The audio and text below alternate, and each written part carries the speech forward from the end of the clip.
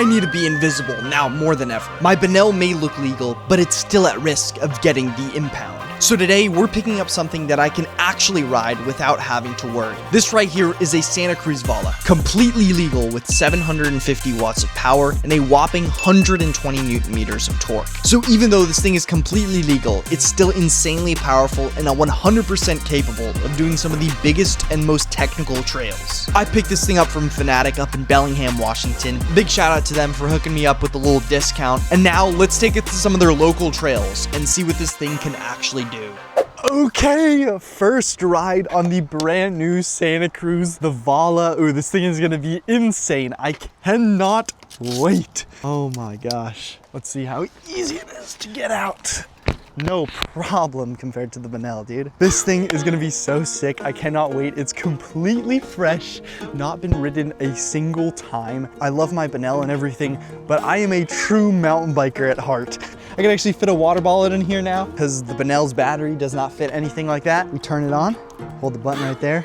Oh, and then see that? It unlocks with your phone. It's got a whole lock system. If your phone's near it, it completely Bluetooth unlocks. We're out here in Galbraith once again, dude. I love this place. In my opinion, it's the best mountain biking trail spot, trail hub in the entirety of America. You guys are probably like, what the heck? Why would you not ride your Benel? The Benel is so much more powerful. It's so much better.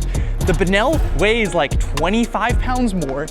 And it also, you can't pedal it. You only can throttle it. You can't because of the gear ratio. This, to me, seems like the perfect mountain bike. We can just power up the fucking hill climbs, bro. Oh my gosh, dude. And this is fully legal too. We're just demolishing everyone else here. We're gonna do a little warm-up trail right here first, and then we'll go over to some of the bigger ones. This is so nice, it's so peaceful. The motor is so quiet. I don't know if you guys can hear it, but it is basically dead silent. Let's go. Woo! We gotta get used to how light this thing is.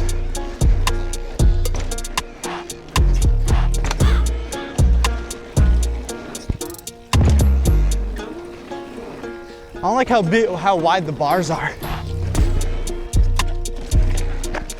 Okay, we gotta get used to it.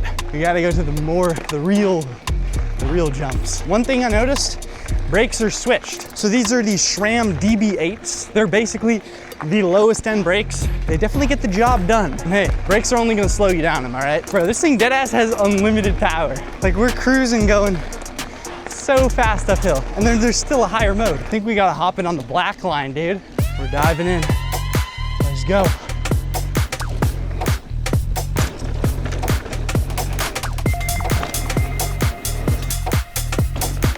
Oh yeah, dude, it's plush. And it just flies. Drop.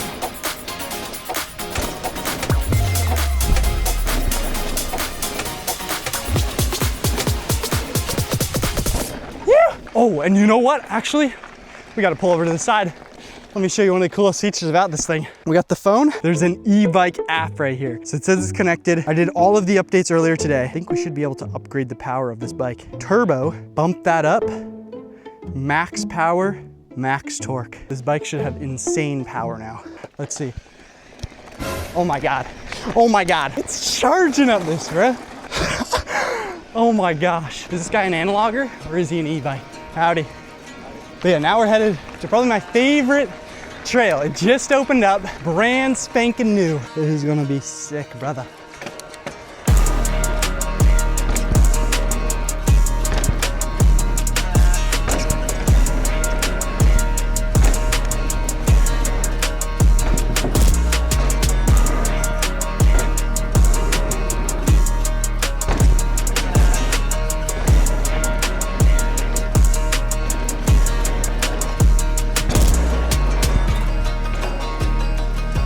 Hit in the, oh, there's walk mode. Look at that. Oh, it's running away from me. Don't have to do anything. Oh, and it's spinning the cranks too. I'm getting comfy on it.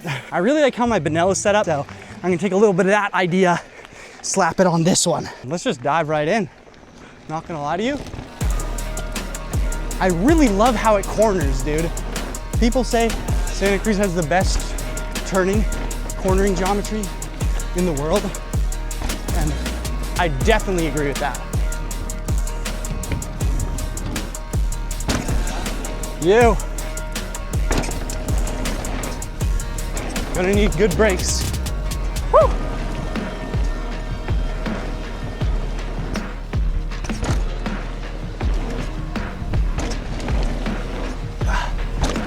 Woo.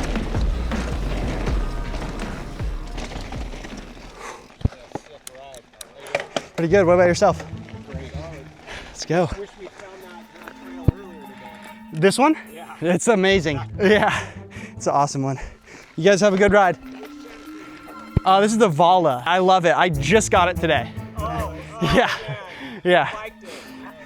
Yeah, you too. Let's go. Let's go. He's right. New bike day, baby. Let's go. Like, we're just flying uphill. Oh, that's really where the e-bike is like tech, dude. Like on the steep climbs. This is the most fun option that I've tried. More than like street legal like supers and stuff, because these actually rip. They are a lot more money though. All right, dropping in on the GOAT of mountain bike trails. Such a fun one. Let's get it.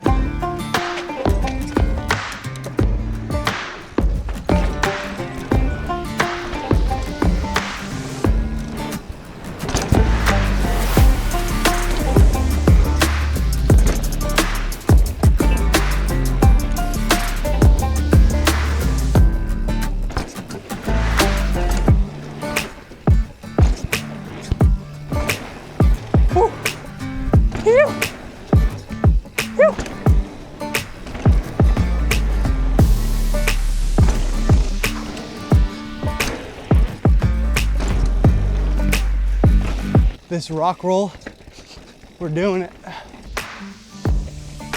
Yo, let's go, dude. First ride. It already rides so good, but I'm super excited to put a bunch of upgrades on here and make it ride even better. So I'll catch you guys once all of the parts come in.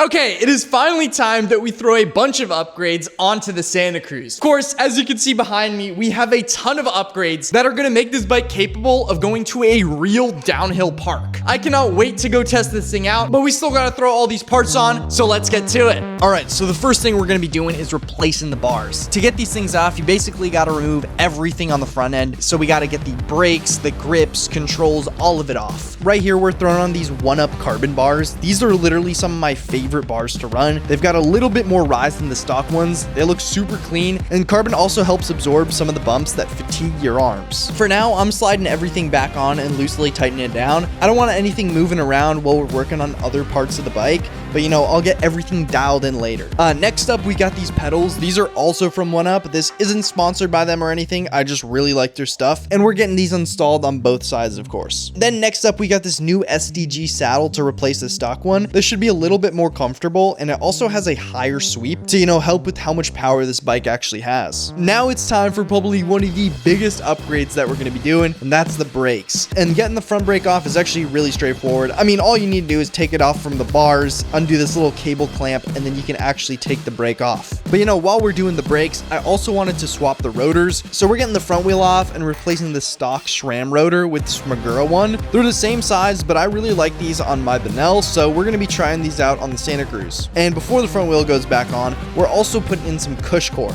I've got this on my Benel as well, and I absolutely love it. It basically gives the tire a little bit more protection, which on an e-bike this heavy and on the kind of trails that I want to ride is definitely something I want. This bike actually came set up tubeless straight from Fanatic, which was super nice, but you know, we do got to get these inserts in, so we're going to have to redo it ourselves. And if you've ever tried installing this Cush core stuff, you already know how annoying this job can be. I mean, it's probably one of the most difficult and annoying jobs on mountain bikes as a whole. But once you got it on, hopefully it will be worth it. So I guess we'll find out if it is. And now it's time for the actual brakes. So the stock brakes were probably one of the biggest weak points on this whole bike. So we're going to be replacing them with these Hayes Dominions. I've used them before as well, and I absolutely love them. So we're also going to be getting a set on this bike. They came pre-bled, which makes things way easier. And I'm also swapping in these more heavy duty pads before we can install them. Then we can get the front brake mounted up, and it's basically the exact same process on the rear. Wheel comes off, rotor gets swapped, and then we start getting everything ready for the new rear brake.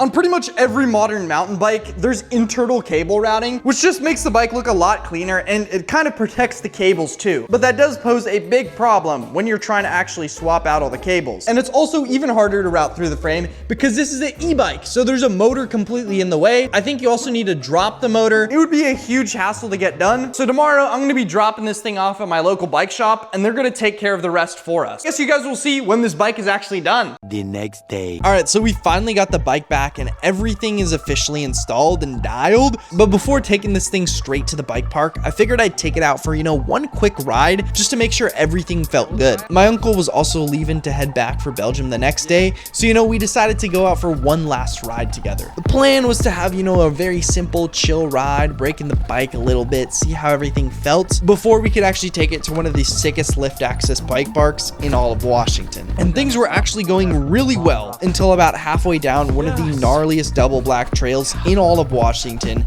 this happened.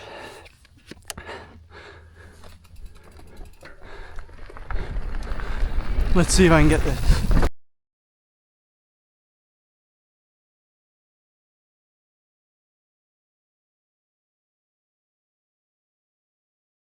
Luckily, I was okay enough to get myself out of there. I slowly got the bike down the rest of the section, and from there, we basically just walked our way out the rest. This is definitely not how I expected this ride to go on this pretty much brand new bike.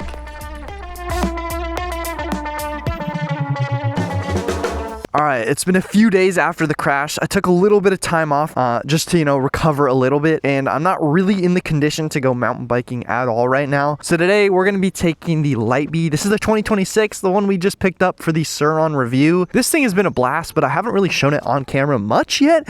So I felt like it was, the perfect excuse to take this thing out. And now I'm sure you guys are very curious on how the entire thing went down, and also what was the aftermath. So on this ride, we're gonna be talking a little bit about that while we talk about the Lightbee. So yeah, I took it out for my first ride the day I picked up the bike, and everything that day went smoothly. And then of course, we got all the upgrades on, everything was smooth. We got the rear brake done by the mechanic because, I don't trust myself to really route a brake cable through an entire frame. I was gonna go to a bike park the next day, and I was really just doing a shakedown ride to make sure there was no issues with the bike, but because I didn't want there to be some catastrophic issue that went wrong. So we go for the ride. I'm with my uncle. He's a really good rider, and so we took it to some pretty steep trails, and I mean, they were pretty challenging, but nothing I've never done before. I had done everything there. Then I paused, get a little bit of water, and then I'm okay, I'm gonna clear this gap right here. It's gonna be sick. And then I'm gonna do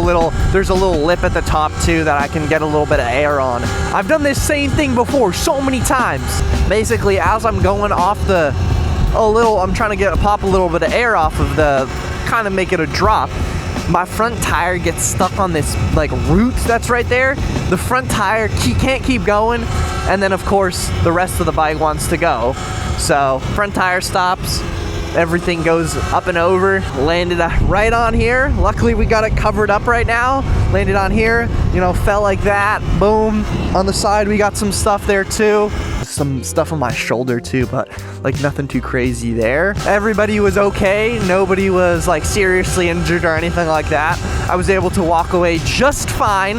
Just want to make that clear. I was able to get up, take a couple minutes, and we were good to go. After I got down the hill pretty slowly, we look at the bike, and there's a bunch of issues with it. So yeah, the first thing, the bars were completely off from the wheel. I mean, that's not a big issue, so you gotta just you gotta loosen the stem right here, and then get it all lined up, and then you can tighten it back down. That was not an issue. The brakes also got knocked down, not an issue there. Luckily they weren't broken or damaged, anything like that. Ooh, I kind of want to go down to the beach. That would be kind of cool. Yeah, there was no real issues to the bike. I mean, there was a little bit of a little crack on the seat too. I didn't notice anything really until I washed the bike off, got all the dirt, and then I was, I was messing with the spokes and everything. These brakes are squeaky, bro. Holy. Oh, this is nice here. Look at this. This is so beautiful, so peaceful. Dang, dude. Look at how pretty this is right here. But, you know, making sure everything on the bike was all good, you know, checking all the bolts, everything like that. And then, you know, gotta check the spokes on the bike too, just, you know, doing something like this a little bit, making sure nothing's like super loose or anything, because I did land super hard on that front wheel. And so, yeah, I mean, I was feeling the front spokes and they were loose, bro. So I was like, damn, there's gotta be an issue. And so I look on the actual rim itself and there's a massive crack on it, dude. Like the rim is done, like completely totaled. Luckily, Santa Cruz gives you a lifetime warranty on the rims, but still, dude, it's gonna be like a month before I can really ride it again. And of course, you know, now a little bit nervous to hop on the bike and try and like send stuff. I mean, I'm really just lucky because it really could have been a lot worse. Luckily, you know, wearing a good helmet and everything, super important. But luckily, you know, the head's okay. This is a nice bike though, dude. I've been loving the Lightbeat. Oh, one thing I did also forget to mention all the surrons in the video is that the app doesn't work at all. So like the VINs or whatever, I entered the VINs into the surron app, nothing comes up. I double checked, I went through the whole process, made sure on all the bikes, and yeah, the surron app just doesn't work on any of the new models if you order through Alibaba. Now, me personally, I'm okay with that. If I'm saving like $1,000, $2,000, depending on which bike you're getting, that is, to me, that's 100% worth it. I don't care about the app then, if I'm saving that much money. But that is one thing to say. The bikes ride 100% fine, straight out of the box. It would have just been kind of cool to, you know, test out the apps. I love this road, dude. It's like so just satisfying. But yeah, I don't got much else to say. New Lightbeat sick. I'm gonna be coming back. Don't you guys worry. We're gonna be okay. And yeah, thank you guys so much for watching until the end of the video. I know you guys are the real ones for watching through that whole story. And yeah, if you did enjoy, be sure to like and subscribe. And I'll catch you in the next one. Peace!